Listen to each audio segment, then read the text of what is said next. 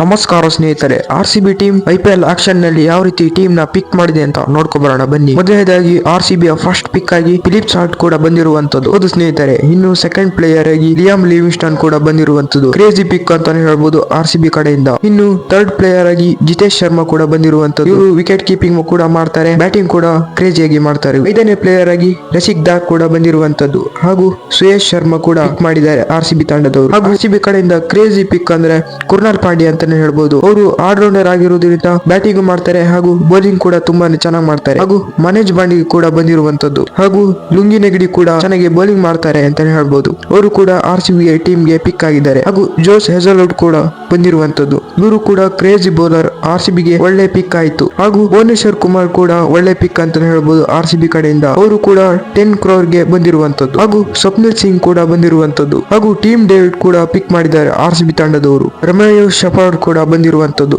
Crazy ಪಿಕ್ ಅಂತಾನೆ ಹೇಳ್ಬೋದು. ಹಾಗೂ ನಮನ್ ತುಷಾರ್ ಕೂಡ ಬಂದಿರುವಂತದ್ದು. ಇವರು ಶ್ರೀಲಂಕಾದ ಬೌಲರ್, ಕ್ರೇಜಿ ಬೌಲಿಂಗ್ ಮಾಡ್ತಾರೆ ಗುರು. ಹಾಗೂ ಜೋಕಬ್ ಬೇತರ್ ಕ್ರೇಜಿ ಪಿಕ್ ಅಂತಾನೆ ಹೇಳ್ಬೋದು. ಹಾಗೂ ಸ್ವಾಸ್ತಿಕ್ ಚಿಕಾರ ಕ್ರೇಜಿ ಅಂತಾನೆ ಹೇಳ್ಬೋದು. ಹಾಗೂ ಅಭಿನಂದನ್ ಸಿಂಗ್ ಅಂತಾನೆ ಹೇಳ್ಬೋದು. ಅವರು ಕೂಡ ಪಿಕ್ ಮಾಡಿದ್ದಾರೆ RCB ತಂಡದವರು. ಹಾಗೂ ಮೋಹಿತ್ ರಾತೆ ಕೂಡ ಪಿಕ್ ಮಾಡಿದ್ದಾರೆ. ಈಗ RCB ತಂಡದಲ್ಲಿ ಒಬ್ಬ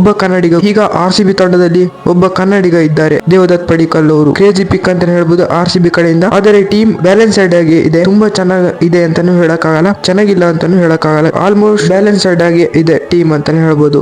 ಇನ್ನು ಇವತ್ತು ಕೂಡ ಆಕ್ಷನ್ ಇದೆ, ಡೇ 3. RCB ಯಾರನ್ನ ಪಿಕ್ ಮಾಡ್ತಾರೆ ಅಂತ ನೋಡೋಣ.